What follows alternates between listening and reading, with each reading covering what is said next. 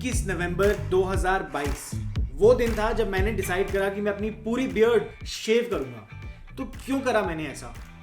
यार मेरा लॉजिक था कि मैं स्टेप बाय स्टेप आपको अपनी पूरी जर्नी बता सकूं कि किस टाइम पे मैंने क्या डिफ़िकल्टीज फेस करी, कौन से प्रोडक्ट्स मुझे लगाने की ज़रूरत कब लगी, कब महसूस हुई और क्या मुझे प्रॉब्लम्स फेस होती थी during this journey of my beard growth. तो अब मुझे कुछ 6.5 महीने हो गए हैं and the current beard style that you see, this is a ducktail beard, a form of full beard, और ये मेरा ऑप्टिमम बियर्ड लेंथ है।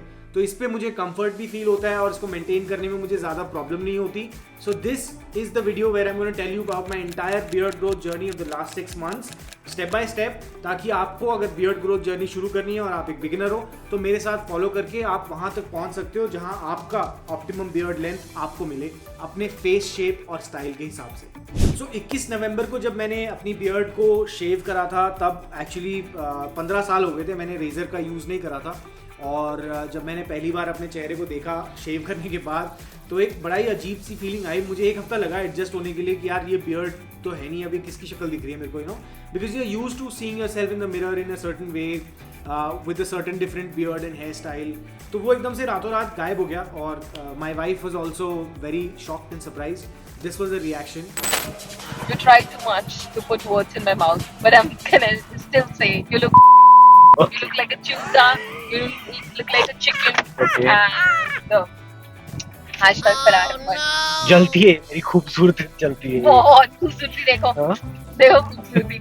तो जो पहले हफ्ते की बियर्ड थी फ्रॉम से 0 to 7 days, that was actually the longest time जब मुझे ऐसा लगा कि यार बियर्ड बढ़ी नहीं रही है, मेरे तो फेस की वो बियर्ड ग्रोथ दोबारा हो ही नहीं रही है। एकदम से ना एक वो फोमो हो रहा था मेरे को बियर्ड ग्रोथ, बियर्ड शेव करने का। The beard was growing at its natural pace और मेरी बियर्ड ग्रोथ जो मैंने डिटरमिन करी अबाउट 0.5 inch to 0.4 inches per month की मेरी ग्रोथ है। 5वें दिन के आसपास मुझे जो है इचिंग का एहसास शुरू हुआ और काफ़ी गंदी इच होती थी क्योंकि वो बियर्ड ग्रोथ, उसका बाल बढ़ने लगता था और जब वो बाल बढ़ता है तो उसके अंदर सारी जो नीचे स्किन की न्यूट्रिएंट्स होती हैं वो उस बाल को वो स्ट्रिप ऑफ कर देता है, जो ऑयल्स होते हैं आपके नेचुरल वो निकल जाते हैं। तो इसलिए आपको बहुत ज़रूरी है कि आप वहाँ पे हेयर सीरम का और बियर्ड सीरम का यूज़ करना शुरू कर दो। सो एनवायरमेंटली का हेयर एंड बियर्ड सीरम मैं यूज़ करता हूँ and I used to apply it once a day after the shower. 3-4 drops मैंने लगाई अपनी पूरी बियर्ड में, अच्छे से रब कर लेता था और मेरे को काफ़ी कंफर्टेबल फील होता था। उसके बाद आई रियलाइज कि इसकी ज़रूरत तो 7वें दिन से ही पड़ जाती है। तो जो पहला फेज़ था वो था 0 to 14 डेज, जो 2 हफ्तों का फेज़ था उसको मैं बोलूँगा stubble phase. That is the first phase of your beard growth journey.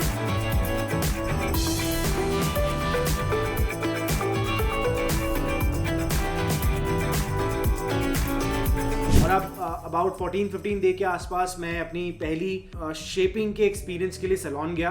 तो द आइडिया वाज कि मैं अपनी बियर्ड की शेप जो है उसको थोड़ा ठीक कर पाऊँ, क्योंकि थोड़ा रफ और अगली सा लगने लगता है क्योंकि बाल हर जगह से बढ़ जाते हैं और वो कोई लेफ्ट जा रहा है, कोई राइट जा रहा है, कोई कहीं से निकला हुआ है। तो आप उसको थोड़ा इवन आउट कर लो इस टाइम पे।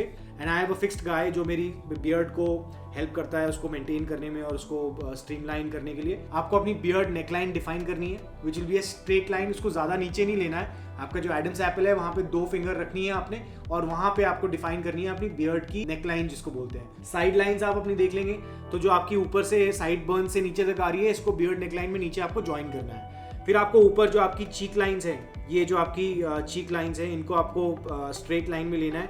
ये आपकी नोज लाइंस जो हैं इनको आपको स्ट्रेटन आउट करना है। और मैं एक्चुअली एक और चीज़ भी करता था, मैं एक्चुअली अपनी जो बियर्ड की जो मस्टैश है उसको भी थोड़ा शेप कर लेता था, थोड़ा पोर्शन यहाँ से निकाल लेता था just like in small triangles, और ये नीचे की तरफ यहाँ से, ताकि एक ये पॉइंटेड सा बन जाता था यहाँ पे ना।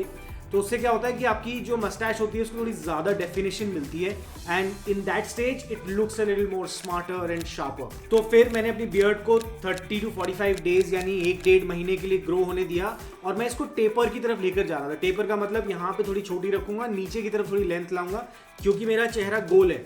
तो इसलिए मुझे बहुत ज़रूरी है कि मैं अपने फेस के हिसाब से अपनी बियर्ड स्टाइल को चूज़ करूँ। तो ये मेरा नेक्स्ट बियर्ड स्टाइल था।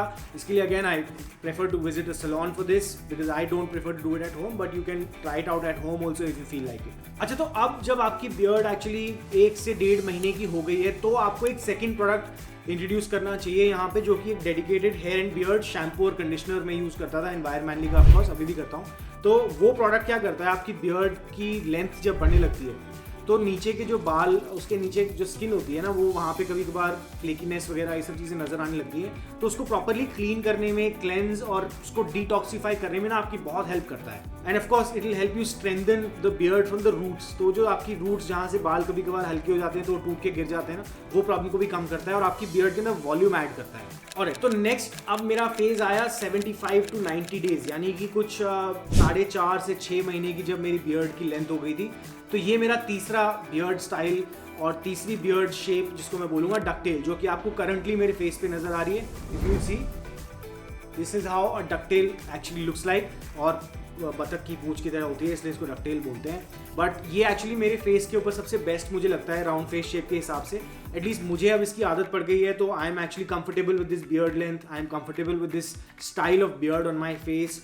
तो आपको अपनी ऑप्टिमम लेंथ ऑफ बियर्ड जाननी है, तो वो आपको कंफर्ट खुद ही महसूस करना पड़ेगा कि अच्छा ये मेरे लिए कंफर्टेबल है, ये मेरे लिए बहुत ज़्यादा हो जाता है, इसमें मैं अपनी बियर्ड को मेंटेन नहीं कर पाता हूँ, या you know whatever. So you have to go through your own journey, go through your own experience and then understand what works best for you and your face shape.